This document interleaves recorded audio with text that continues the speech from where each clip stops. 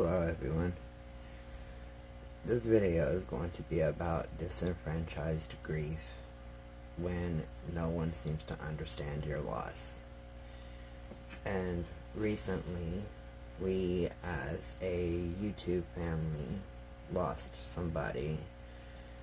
He was only with us for a very short amount of time, and we all wish, and wishing gets us nowhere when it comes to a death, but we all wish that we would have had more time with him.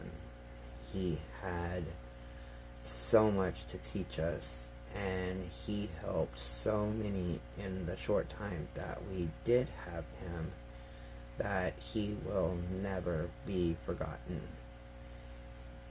And sometimes when we lose an online friend, people don't understand that there is a grieving process to that, just as if we would have lost a dear friend that we've known for many years. So this video is to talk a little bit about the disenfranchised grief that is so well overlooked, and to take a moment for me to just say, you're not alone. We all lost that one person, and I'm sure that everybody has had a loss similar to something that I'm going to discuss in this video. So basically, what you're feeling grief-wise, it's okay. It's normal. And it is also, sadly, normal that people will not understand. So this video will be one of those that, if you're having a hard time with getting people to understand that this kind of grief does affect each and every one of us, whether we knew it had a name to it or not, you can always share the link with them and maybe open their eyes a little bit, and they could be going through something as well, and it could help them to know that it does have a name to it. So, when we lose something we love, we mourn. That is just a part of our nature. But what if guilt tinges the edges of your grief? Maybe that little voice inside whispers you shouldn't grieve the loss of your job when you and your family still enjoy good health. Maybe you wonder Maybe you wonder if you're too sad over the loss of your pet, perhaps when someone offhandedly says it's not as if you lost a child. No matter what type of loss you experienced, your grief is valid. Still, society often fails to acknowledge some type of grief, making it challenging to express your sadness or begin to navigate the healing process. Disenfranchised grief, also known as hidden grief or sorrow, refers to any grief that goes unacknowledged or unvalidated by social norms. This kind of grief is often minimized or not understood by others, which makes it particularly hard to process and work through. So, a little bit of what it might look like.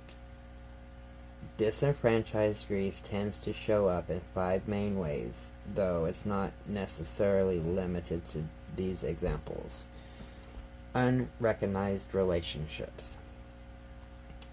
If you felt the need to keep your relationship private for any reason, you may not know how to express your sorrow when your partner dies.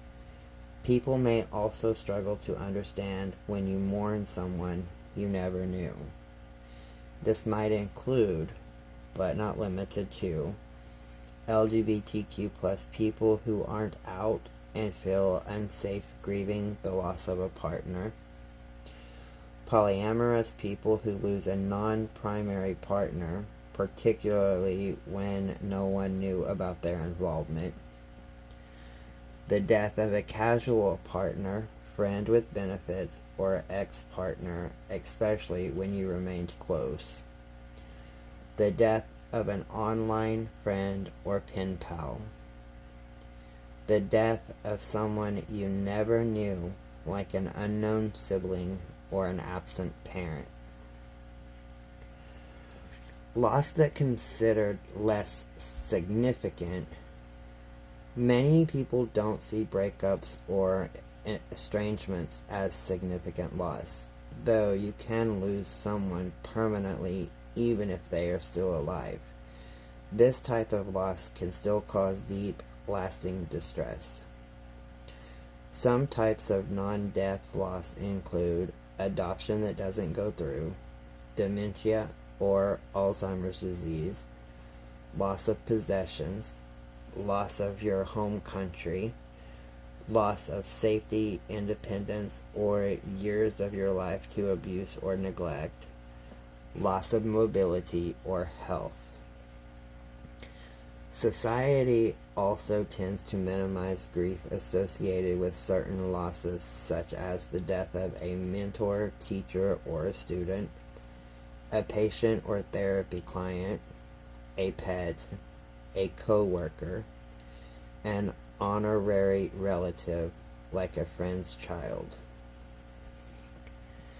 Loss surrounded by stigma. If the circumstances of your loss lead others to judge or criticize you, you might get the message that you're not supposed to grieve, that you're not supposed to grieve, or that you're supposed to grieve alone. Unfortunately, some losses draw more stigma than compassion.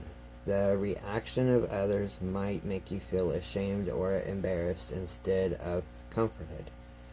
Some people who want to offer sympathy and support may not know how to respond to grief related to something not often discussed, such as infertility, death by suicide or overdose, abortion, miscarried or stillborn child, estrangement with a loved one experiencing addiction, loss of cognitive function, or severe mental health issues, or a loss of a loved one convicted of a crime and imprisoned.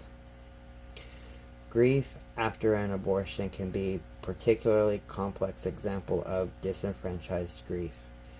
While society might disregard this grief, the person experiencing it might also invalidate their own grief because it resulted from a decision that they made. Exclusion from mourning.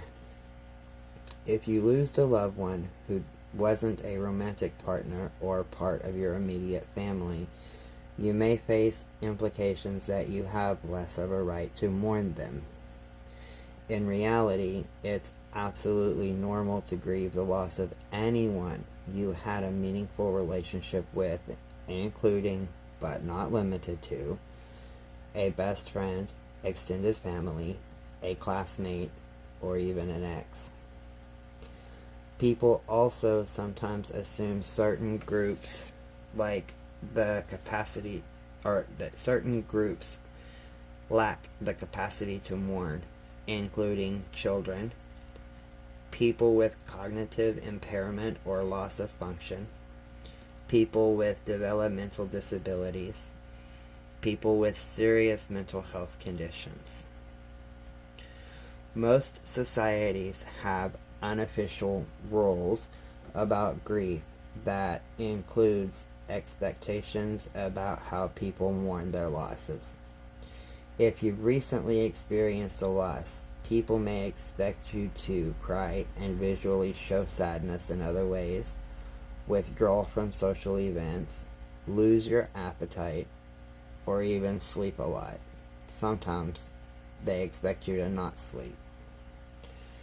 If you express your grief in other ways, People may seem confused or accuse you of not mourning your loss.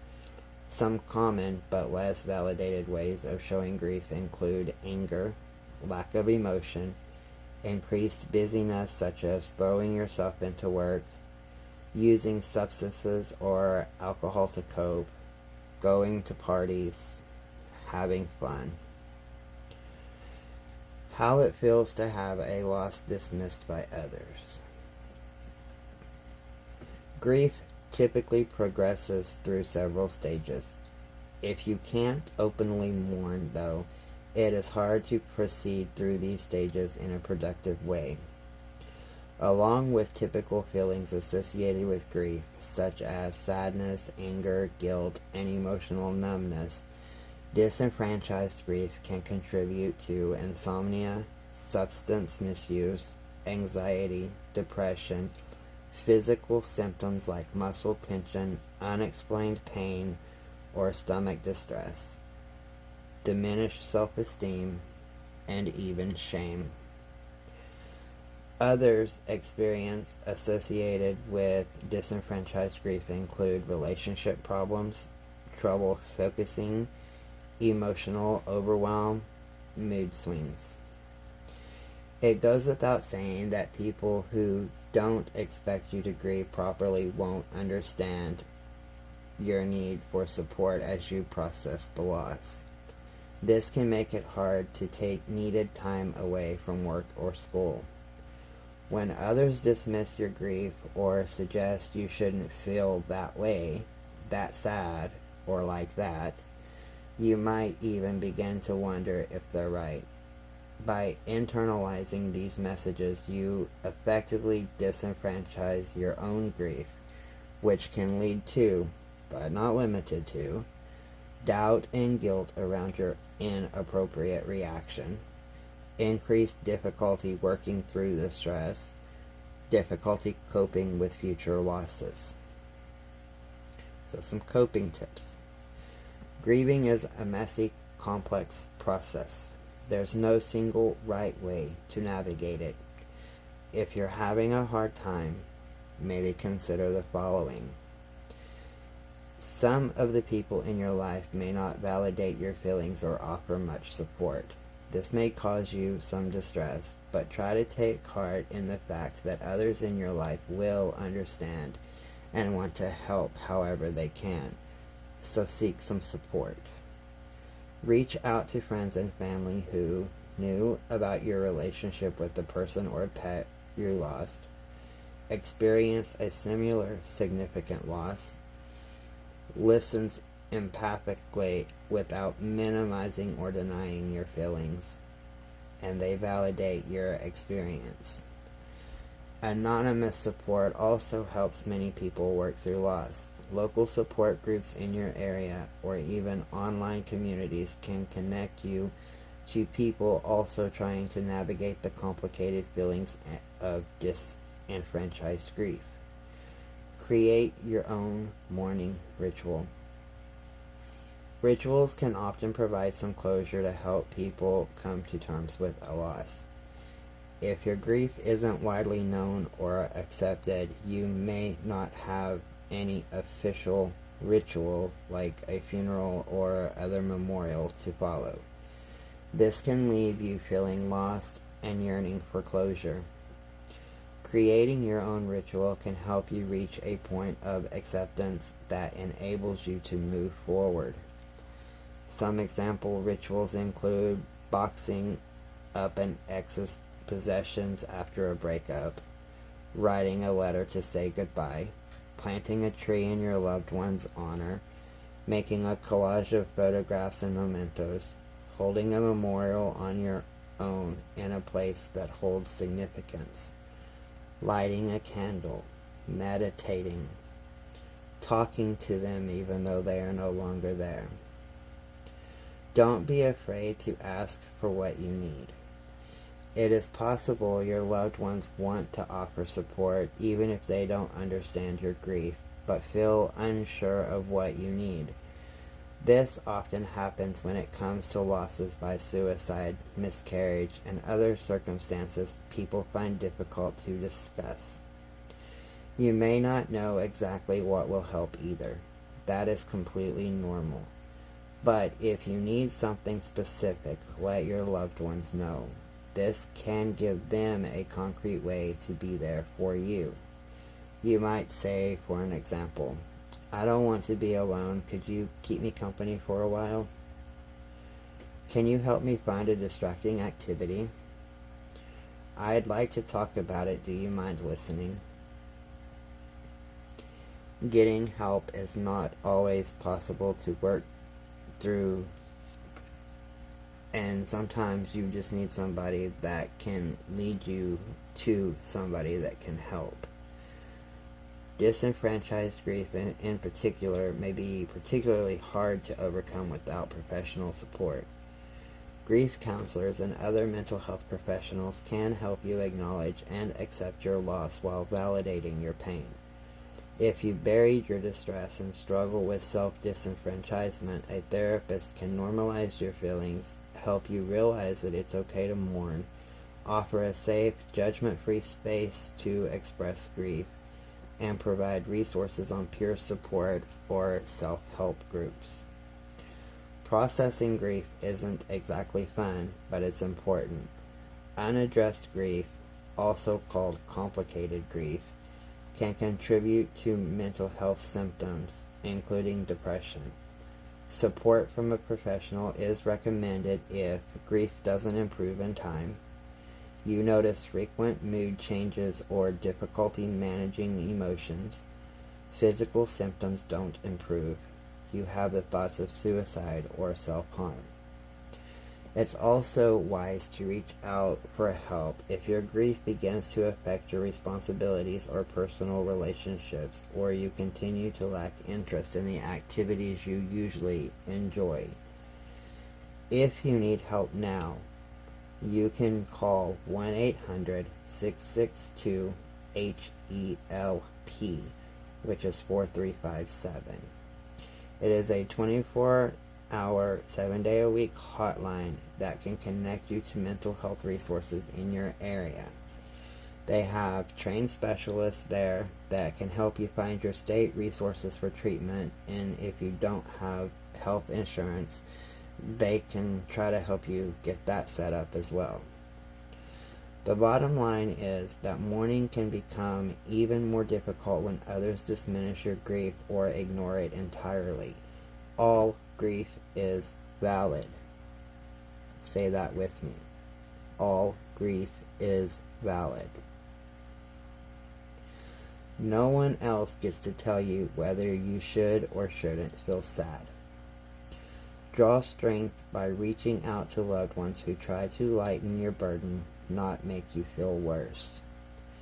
And as always, you can email me at never.silent@outlook.com, and I will keep your email confidential and help you as best I can. So just remember, your grief is valid and you don't have to go through it alone. Now that my community page is up, I do have some links and numbers and stuff like that listed on the community tab, so they are there for a quick reference if the need arises. Have a good night, everyone.